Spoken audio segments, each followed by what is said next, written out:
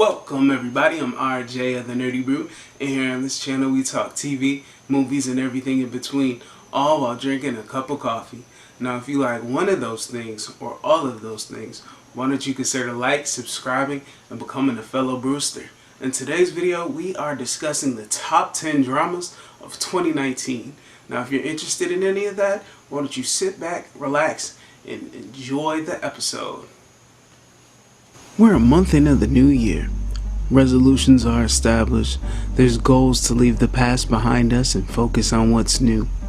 But each year, there are gems for us to appreciate, either that being a wonderful event or experience, or a lesson learned.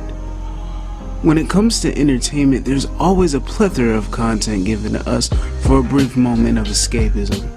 In the last decade, fine television gems have been given to us, such as Stranger Things, Black Mirror, or Atlanta. Some have had great starts and moments, but disappointing finishes. We're looking at you, Game of Thrones.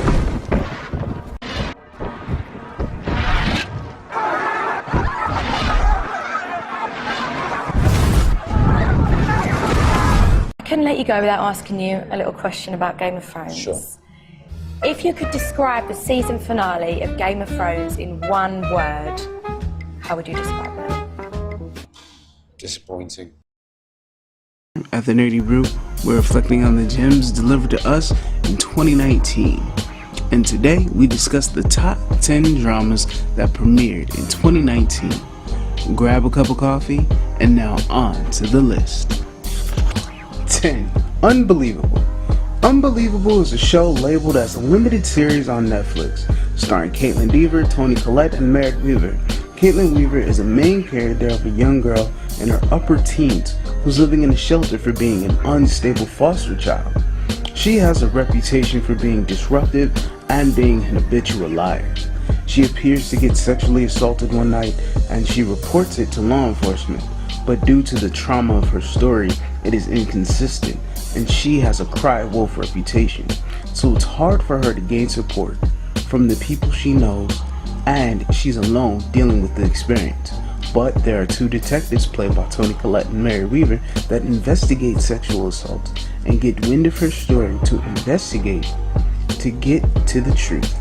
It is a great inside look into investigations with little evidence and an unreliable witness to gain to the truth and justice no matter the cause. Number 9. Black Monday. Black Monday currently has one season from the network Showtime. It stars Don Cheadle, Regina Hall, and Andrew Reynolds. It is more of a dark comedy than the drama. It has too much explicit action scenes just to be a comedy. Don Cheadle plays a savage, cocaine-fueled, wily stockbroker on Wall Street with his own firm during the 80s. Regina Hall works at his firm and they have history. Andrew Reynolds plays a naive, new, and eager to work individual who wants to become a businessman, not realizing that everyone on Wall Street is cutthroat and he has to learn their way. The show is placed around the events leading up to the stock market crash of the fall of 1987. It's fast-paced, outrageous, and captivating. Number 8. I Am the Night. I Am the Night was a 6-episode limited series that ran on TNT over the beginning of 2019. It starred Chris Pine and India Isley. The show is based off of a true event of the life of Fauna Hodel, who was real. Chris Pine's character was created for the show. He plays an investigative reporter who was a soldier in World War II that has PTSD. In his past as a reporter, he investigated the deeper findings in the case of the infamous Black Dahlia murder. But powerful people suppressed his findings and blackballed him in the journalism community. India Isley plays Fauna Hodel, a young girl who was given up at birth by her mother, sets out to uncover the secrets of her past and ends up following a sinister trail that swirls closer to a dark secret of her past. And she teams up with Chris Pine to expose the corrupt, dark past in Los Angeles. It is heartbreaking, suspenseful, and the cinematography of the landscape of 1950s are impressive. The show ran by Patty Jenkins of Wonder Woman fame. Number 7. American Soul. American Soul premiered on BET. It is a dramatization of events, people, and circumstances, creating Soul Train from the efforts of Don Cornelius. It stars Sonquay Walls, better known for his role as Sean from Power. He plays a young Don Cornelius working his way and separating from his family to develop his dream of Soul Train and the obstacles along that. Number 6. Doom Patrol. Doom Patrol is amazingly weird in all the best ways. Doom Patrol is a DC Universe exclusive. It is an ensemble cast. There's a girl with 64 personalities. All of them have different powers. A man burned from head to toe from the 1950s shares his body with an electric entity. There's also a woman from the 1950s who has anxiety, and when her mind ain't right, her body ain't right, and then it turns into mush. A former debauched, selfish NASCAR racer, his brain is put into a robot's body.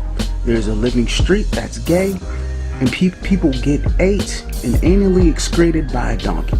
Alan Tudyk is the villain and the narrator who's talking to the characters and the audience. And there's also Cyborg. Just practicing my booyahs. Boo boo boo yeah booyah. Number 5. City on the Hill. City on the Hill is the second entry showcased on Showtime and stars Kevin Bacon and Aldous Hodge, MC Ren. Kevin Bacon is a sleazy, gray area FBI agent, and Aldous plays a new, by-the-book ADA in the early 1990s in Boston. So it's mad hard to be black, and he's about the law, so it's a difficult time for him. There's a robbery of an armored truck, and it's a look at the law and law enforcement and their time after the robbery. We see their home lives and backroom dealings on both sides with law enforcement and the criminals and their chosen professions.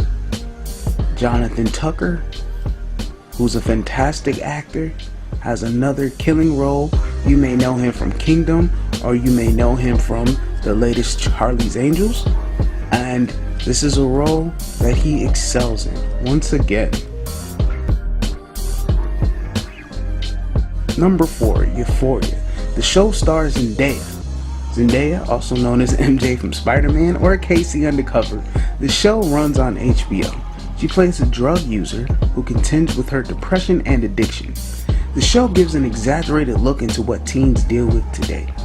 It has heavy themes: statutory rape, blackmail, drug dealing, drug addiction, internet dating, body shaming, sexual exploration.